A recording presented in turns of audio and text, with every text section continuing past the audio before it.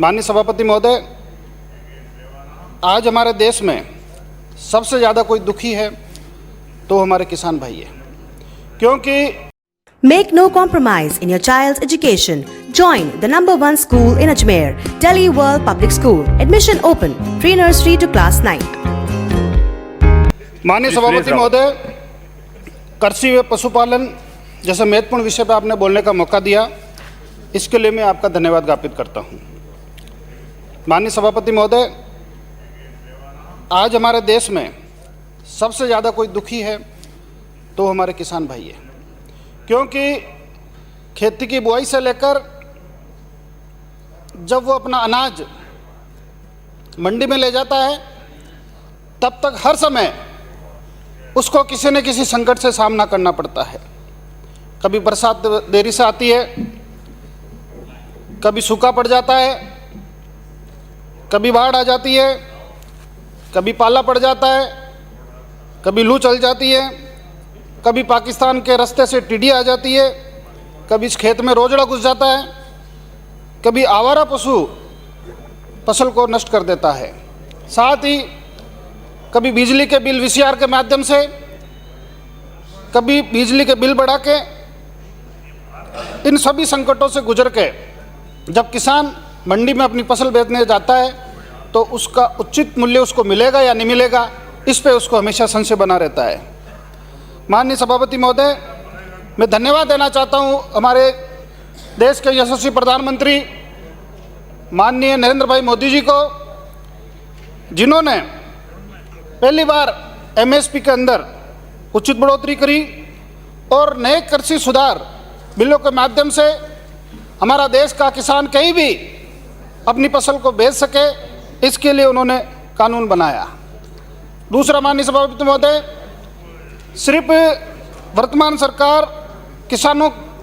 को सिर्फ हम दिखाने के लिए हमदर्दी कर रही है, क्योंकि कर्ज माफ़ी का झूठा वादा करके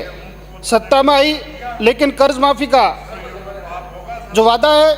वो अधूरा का अधूरा ही रह गया। आज अगर हम औसत निकालें तो हमारे देश के जो किसान हैं, लगभग प्रति वर्ष प्रति किसान 1 लाख रुपए के कर्ज से दबा हुआ है। मैं पिछली सरकार ने, तो माननीय वसुंधरा जी की सरकार थी, तब राजस्थान के किसानों को प्रति किसान को 10,000 रुपये प्रति वर्ष कृषि के बिलों में अनुदान के रूप में घोषणा करी थी। बाहर जाकर के ऐसे लाभ लेने वाले लगभग 13 लाख किसान थे, लेकिन जैसे ही आपकी सरकार आई आपने वो अनुदान बंद कर दिया। माननीय मंत्री महोदय, मैं आपसे निवेदन करना चाहता हूं कि मेरे क्षेत्र के अंदर बाजरे, हमारे अजमेर ही नहीं राजस्थान के अंदर बाजरे की बहुत बड़ी तादाद में खेती होती है, बहुत बड़ा उत्पादन है, तो उसके लिए कोई न कोई अलग से अनुसंधान केंद्र होना चाहिए, क्योंकि भेड़ बकरियों के लिए भी अलग से अनुसंधान केंद्र बना रखा है, लेकिन बाजरे जैसे महत्वपूर्ण फसल के लिए अलग से कोई अनुसंधान केंद्र नहीं है, तो इसके लिए कोई ना कोई आप व्यवस्था करनी चाहिए। माननीय मंत्री महोदय, किसानों की आमदनी बढ़े इसके लिए तो हम सब बात करते हैं, लेकिन अगर किसानों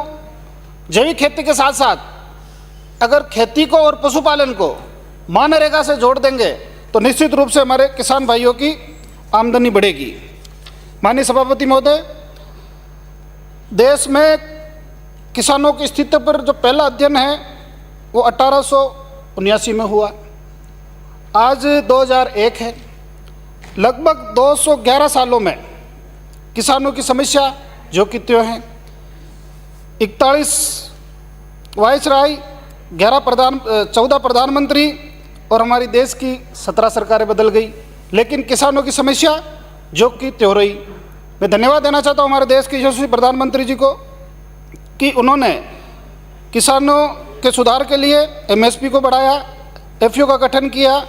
किसान सम्मान निधि के रूप में किसानों को के खातों में सीधा पैसा ट्रांसफ़र किया, फसल बीमा की उचित पॉलिसी बनाई और फसल खराबा जो 50% में मिलता था उसको घटा के उन्होंने 33% किया। और हाल ही के अंदर आपने देखा कि 18,000 करोड़ रुपए की जो भारी भरकम बीमा राशि है किसान निधि के रूप में 18,000 करोड़ की वो हमारे देश के लोगों को माननीय प्रधानमंत्री जी ने दिया। माननीय मंत्री महोदय, मेरे पुष्कर विधानसभा के अंदर गुलाब, आंवला, आम, मक्का और बाजरा, इसका भारी मात्रा में उत्पादन होता है और विशेष तौर से गुलाब और आंवला और आम, इसका उत्पादन पुष्कर के आसपास के क्षेत्र में बहुतायत में होता है। तो इसके लिए कोई न कोई एग्रो इंडस्ट्री सरकारी सहायता के माध्यम से अगर वहाँ स्थापित करेंगे तो निश्चित रूप से हमारे किसानों को फ़ायदा मिलेगा। दूसरा, माननीय मंत्री महोदय, आपकी लापरवाही से, सरकार की लापरवाही से इस बार जीरे की खरीद अगर आप चाहते, आप केंद्र से अगर आग्रह करते, बाजार स्तर सब योजना के तहत अगर आप केंद्र से आग्रह करते तो निश्चित रूप से हमारे राजस्थान के हजारों किसानों को जीरे की जो फसल है उसको अगर आपके माध्यम से केंद्र सरकार खरीदती तो हमारे निश्चित रूप से किसानों की आर्थिक स्थिति में सुधार होता। आपने मुझे बोलने का मौका दिया, धन्यवाद।